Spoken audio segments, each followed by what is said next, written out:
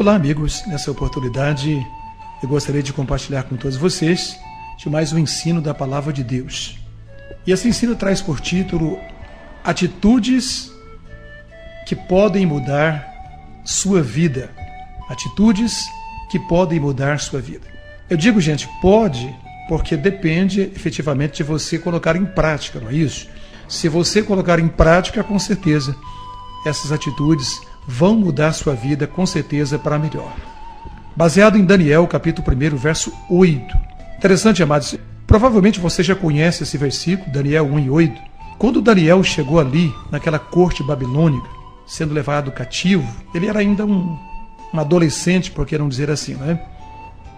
Mas a primeira coisa que veio no coração de Daniel, quando ele viu todas aquelas coisas ali, aquele reino, aquela idolatria, aquela extravagância toda, né?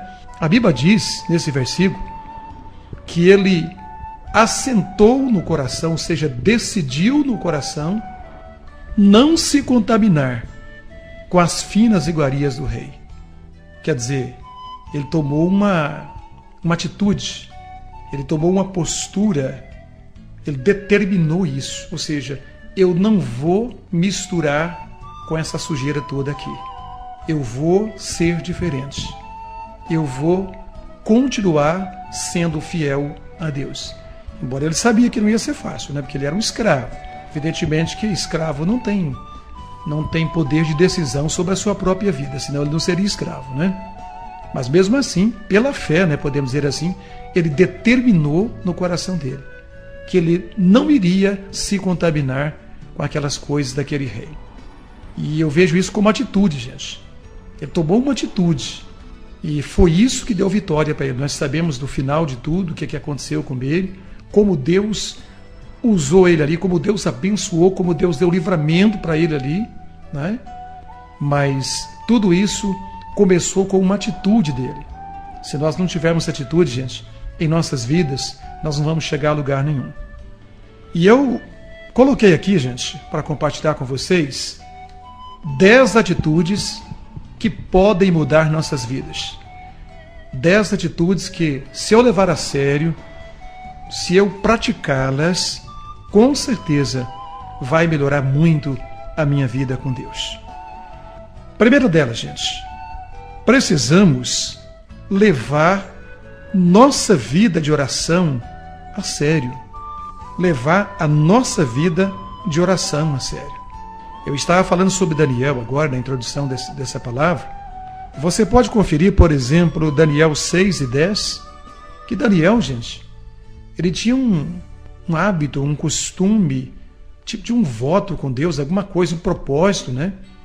Digamos assim, que 3 vezes ao dia ele orava ao Senhor seu Deus.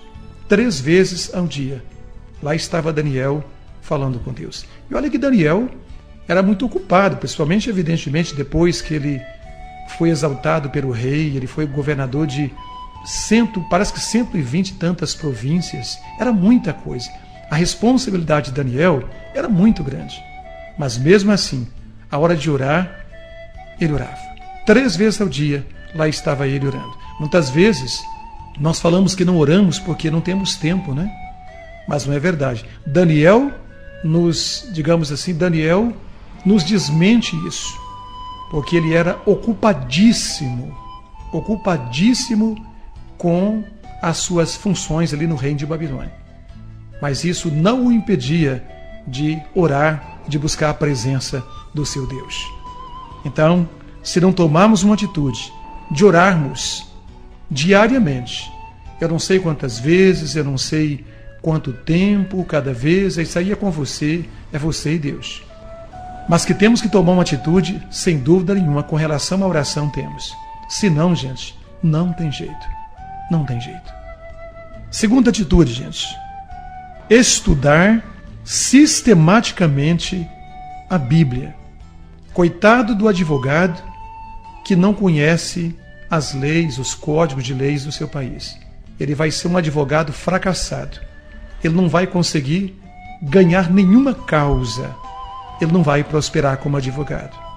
E a Bíblia fala, né? Deus falando para Timóteo, em 2 Timóteo 2:15, procura apresentar-te a Deus aprovado, como obreiro de que não tem do que se envergonhar e que maneja bem a palavra da verdade. A palavra da verdade é a Bíblia.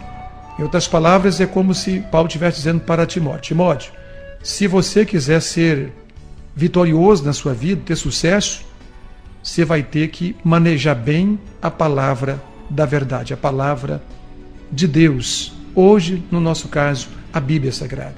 Muitas vezes, queridos, nós dizemos que cremos na palavra de Deus, mas por incrível que pareça, não damos a menor atenção para ela. A maior parte das vezes ela fica encostada em cima de um móvel qualquer dentro da nossa casa e só lembramos dela quando lembramos, porque tem muitos cristãos hoje que nem levam mais a Bíblia para a igreja, para os cultos. Mas quando se lembra, é na hora de ir para o culto. Quer dizer, dessa forma você, querido, nunca vai manejar bem a palavra da verdade. E dessa forma, sua vida não vai mudar, não vai melhorar. Não tem jeito, não tem mágica, não tem jeito. Precisamos tomar essa atitude. Precisamos estudar sistematicamente a palavra. Quer dizer, o que é sistematicamente? Ler livros inteiros, Novo Testamento, Velho Testamento, compreender o que estamos lendo, porque senão não adianta nada, né? Infelizmente não adianta nada. Terceiro, amados, se quisermos que a nossa vida mude, e você que é pai, você que é mãe, precisa tomar a decisão de ser um pai ou uma mãe de verdade. O que é pai e mãe de verdade? Talvez você esteja se perguntando. Ah, pastor, eu sou pai e mãe, foi eu que gerei, é eu que dou comida. Mas eu te pergunto, será que pai e mãe é só isso, gente? E onde fica o amor, o carinho? Onde fica o acompanhamento dos filhos no dia a dia? Você sabe o que seus filhos estão fazendo lá fora? Você sabe? Você corrige eles quando eles estão errados? Ou só passa a mão sobre a cabeça deles? Quer dizer, se você não pratica essas coisas, essas atitudes, você não está sendo um pai e uma mãe de verdade. Porque pai e mãe não é só gerar filhos, não é só sustentar filhos financeiramente. É muito mais do que isso. É tudo isso que eu acabei de citar agora e mais algumas coisas. A nossa vida vai mudar, a nossa vida familiar vai mudar. Se você que é pai, se você que é mãe, eu que sou pai, se nós tomarmos uma decisão de levar a sério o ser pai e o ser mãe. Do contrário, meu querido, não tem jeito. A vida não vai ser boa, vai ter muitos problemas, vai ter muitas adversidades. Quarta atitude que vai mudar sua vida para melhor, com toda certeza. Vou procurar me qualificar melhor para alcançar os meus objetivos na minha vida. Meus objetivos seculares, meus objetivos na obra do Senhor e assim por diante. Meus amados, tem muitos cristãos que eles querem prosperar financeiramente, mas eles não se preparam. Eles não fazem um curso técnico, eles não terminam às vezes nem o 2º grau, tem possibilidade e inteligência de fazer uma faculdade, não faz. E depois, muitas vezes, começa a ver outros prosperarem, ganhar bastante dinheiro e outras situações boas aí, e às vezes fica pensando, dizendo, diz que Deus não faz acepção de pessoas, mas por que fulano prosperou tanto e eu não prospero? O que está acontecendo? Mas muitas vezes essa pessoa se preparou para isso, você não se preparou. Ela correu atrás, você não correu. Você ficou esperando as coisas acontecer. Mesmo na obra de Deus, gente, muitos querem serem usados por Deus, mas eles não fazem um curso bíblico, não fazem um seminário, não fazem um cursinho. A igreja muitas vezes fazem pequenos palestras, pequenos seminários, não vão a uma escola dominical, não estuda a Bíblia sistematicamente, conforme eu disse agora mesmo, no 2º item. E daí como é que vai estar preparado para fazer a obra de Deus? Não basta só se encher do Espírito, porque o que nós podemos fazer, o Espírito Santo não vai fazer por nós. Se eu posso estudar, se eu posso aprender, se eu posso crescer, se eu posso me preparar, eu devo me preparar. E eu preciso, para ser usado por Deus, fazer uma parceria com o Espírito Santo. Ele faz a parte que eu não faço, que eu não posso, e eu faço o que eu posso.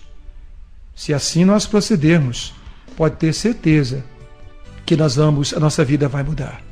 A nossa vida com certeza vai mudar. Quinta coisa, amados, quinta atitude que pode mudar a sua vida é procurar abandonar pecados ocultos, pecados contumazes. O que é isso? Aquele pecado que você comete anos e anos e anos e anos e anos e nunca muda. Pensa que ninguém está vendo, e às vezes ninguém está vendo, mas Deus está. Mas o pior, você está vendo, está se matando. Você está se matando. Provérbio 28:13, um versículo muito conhecido, fala que aqueles que, em outras palavras, né, quem esconde as suas transgressões jamais prosperará. Os que encobrem, lá fala, né, as suas transgressões jamais prosperará. Mas aquele que as confessa e deixa, ou seja, abandona, alcançará misericórdia. Então tem muitas vezes o cristão, ele ora, ele jejua, tal, anos e anos, e nada acontece na vida dele. Mas muitas vezes é porque ele tem pecados ocultos que ele gosta, que ele não abre mão. Ele não abre mão, ele abre mão de tudo, menos de certas coisas. Coisas que as pessoas ao seu redor não conhecem, não sabem. Mas Deus sabe e você sabe. E a sua consciência não te permite você desenvolver, você crescer. Então, se não tiver uma disposição de abandonar, de confessar, de reconhecer perante Deus e abandonar, não tem jeito. Sua vida não vai mudar. Você pode orar, jejuar, pode gritar, pode pular para cima, pode fazer o que for. Não vai acontecer nada. Porque o pecado faz separação entre nós e o nosso Deus. Isaías 59:2. É a única coisa que faz separação entre o ser humano e Deus é o pecado. E se eu não tiver a atitude de mudar, ou seja, de abandonar isso, as coisas não vão mudar na minha vida, nem na sua. Correto? Muito bem, gente. Essa é a quinta. Sexto, é preciso, gente, priorizar a vida espiritual em detrimento às outras demandas da nossa vida. A minha comunhão com Deus precisa estar em primeiro lugar. Mateus 6,33 fala: buscai, pois, em primeiro lugar o seu reino e a sua justiça, e todas as coisas vos serão acrescentadas. Quer dizer, eu preciso de priorizar. Tem uma série de coisas que eu preciso de fazer na minha vida. Eu preciso de trabalhar, eu preciso de estudar, eu preciso de descansar, eu preciso de lazer, eu preciso de dormir. Mas eu também preciso de buscar a Deus. Eu preciso ter tempo para Deus. Eu preciso de crescer. E eu preciso de colocar isso como prioridade. O que é prioridade? Primeiro, vai na frente, primeiro do que os outros. Se eu não fizer isso, minha vida não vai mudar. Anos e anos e anos vai ficar a mesma coisa. Eu vou ficar, como diz, patinando, chovendo molhado. Não vai resolver. Então, a vida espiritual, ela tem que ter prioridade, primazia em nossas vidas, primeiro do que as demais coisas. Sétimo, amados, eu vou cortar amizades com pessoas que estão prejudicando a minha fé. Cortar amizades com pessoas que estão prejudicando a minha fé. Pastor, mas tem isso? Tem. Tem muitas amizades, gente, que só serve para levar a pessoa para o buraco. Não serve para mais nada. E às vezes a pessoa não reconhece isso, que essa amizade está destruindo a sua própria vida. Em Provérbios, capítulo 13, na expressão do verso 20, amados, fala assim: quem anda com os sábios será sábio, mas o companheiro dos insensatos se tornará mau. Interessante. Mas o companheiro dos insensatos se tornará mau. Veja que a questão da companhia é muito séria. Antigamente, havia um ditado popular que dizia: diga-me com quem andas e te direi quem és. Então tem muitas companhias que só traz o mal para a gente. Só traz prejuízo para a gente. E você precisa saber avaliar com quem vale a pena você se relacionar, você andar, você ter amizade, e com quem não vale a pena. Correto? Isso é muito importante. Oitavo, é preciso cuidar melhor do nosso corpo, gente. você precisa cuidar melhor do seu corpo, tá? Porque ele é o templo do Espírito Santo. Ele é o templo, tá? Como assim cuidar melhor, pastor?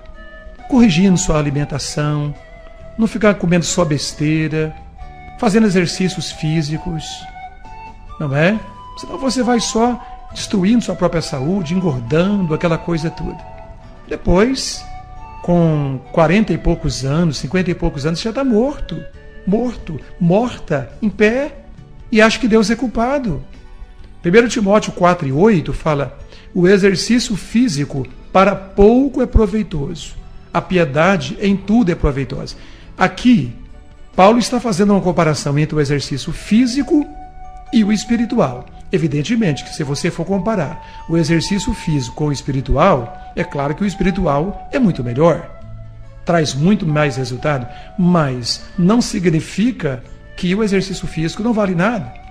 Esse pouco que ele fala aqui já é o suficiente, se nós praticarmos, para uma vida boa aqui na Terra. Cuidar do corpo. É como eu disse, o corpo é templo do Espírito Santo. 1 Coríntios 6, 19, 20, né? Inclusive fala que quem destruiu o templo do Senhor vai ser destruído também. O templo do Senhor é o nosso corpo. É preciso cuidar dele. O cristão muitas vezes, ele converte, ele pensa que agora ele é só espírito. Não. Ele continua sendo corpo também, matéria. E enquanto estiver aqui nessa terra, essa matéria, esse corpo precisa ser cuidado, precisa ser respeitado como templo do Espírito Santo. E respeitar o templo do Espírito Santo, que é o corpo, também passa por exercícios físicos, quem sabe uma academia, uma corrida, uma boa alimentação, evitar friagem, uma série de medidas. Isso é importante também. Senão a sua vida física não vai melhorar. E aí vai influenciar também na vida espiritual. Tá bom? Penúltima, 9. Vou ser dizimista fiel da casa do Senhor. Malaquias 3,10 fala: trazei todos os dízimos à casa do tesouro. Estamos em época, gente, de crise. Crise econômica, crise financeira, crise política em nosso país, o Brasil, né? E muitas vezes, nesta hora, é necessário cortar gastos. Mas aí é que está o problema. Muitas vezes o cristão, gente, o primeiro gasto, entre aspas, porque não é gasto, é compromisso com Deus, é responsabilidade, mas vamos chamar assim, o primeiro gasto que o próprio crente corta nesse tempo de crise é o dízimo. Quer dizer, ele pensa que cortando o dízimo ele vai economizar e vai facilitar um pouco mais a sua questão financeira. Não vai. Não vai, você sabe por quê? Vai te trazer problemas porque você está debaixo de maldição. Malaquias 3, de 8 a 12, fala: com maldição sois amaldiçoados, porque vocês me roubais, vós me roubais. Como é que você vai prosperar debaixo de maldição? Quando você deixa de ser dizimista, você cai nas malhas do diabo, no engano do diabo. Ele é que quer que você faça isso, porque aí Deus não vai poder te abençoar. Por que não vai? Porque Deus não pode fugir, passar por cima da sua própria palavra. Então, gente, é muito importante. Corte qualquer coisa, mas não corte o dízimo. Se você cortar, você vai estar cortando a sua própria prosperidade. Tome essa atitude, senão não vai melhorar a sua vida. Finalmente, gente, 10ª atitude para mudar a vida é procurar fazer de tudo para ser o melhor pai, uma melhor mãe, um melhor esposo, uma melhor esposa, um melhor irmão de fé, uma melhor ovelha, uma ovelha que dá menos trabalho para o seu pastor, o melhor funcionário da empresa, o melhor vizinho, o melhor em tudo, gente. Procurar fazer tudo por excelência. Jesus merece. Tudo por excelência, porque Jesus, tudo que Ele faz por nós, Ele faz por excelência. Também devemos fazer tudo por excelência. Em tudo devemos fazer sempre o melhor. Tá bom? Eu espero que seja útil essas colocações que eu fiz nesta palavra, para que você, para que eu, para que nós possamos servir a Deus melhor e a nossa vida ser totalmente transformada e mudada. Que Jesus te abençoe.